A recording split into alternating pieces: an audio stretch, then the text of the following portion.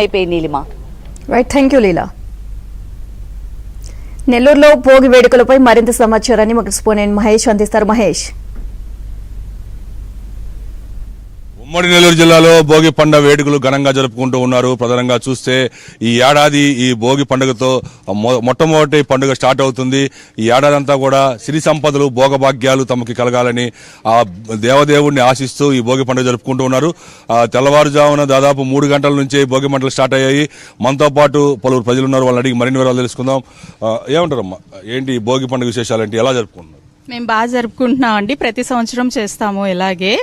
భోగి పండగ అంటే మనలోని మలినాలన్నీ తీసుకుని వేసేసి నెగిటివ్ ఎనర్జీ అంతా పంపించి పాజిటివ్ ఎనర్జీ తెచ్చుకోవడానికి ఎక్కడెక్కడి నుంచో కూడా వస్తారు. మా అమ్మాయి కూడా వచ్చేసింది. వీళ్ళంతా మా వాళ్ళు అనమాట.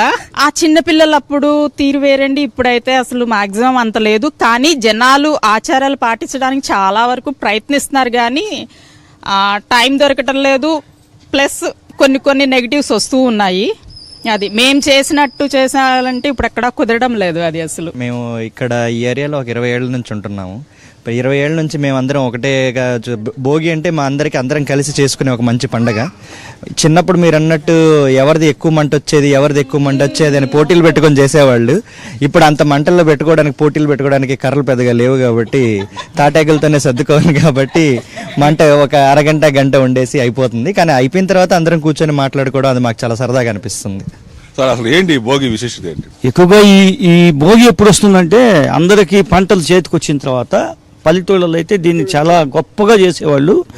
ఈ భోగి పండుగ అనగానే ఒక ఫ్యామిలీలో ఒక కనీసం 4 కొడుకులు, ఒక 4 కూతుళ్ళు, పెద్ద వాళ్ళు ఎక్కడెక్కడ ఉన్నా కూడా అందరూ కూడా ఆ రోజు ఇంటికి వచ్చిన తర్వాత ఎంతో ఆనందంగా ఈ భోగి పండుగ జరుపుకోవడం కోసం వస్తారు.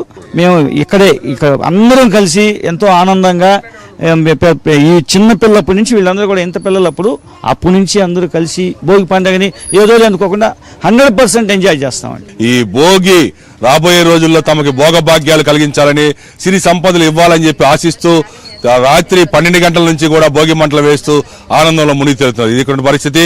విడిచిన కార్యక్రమంతో మహేష్ బాబు, ABN ఆంధ్రజ్యోతి, నెల్లూరు.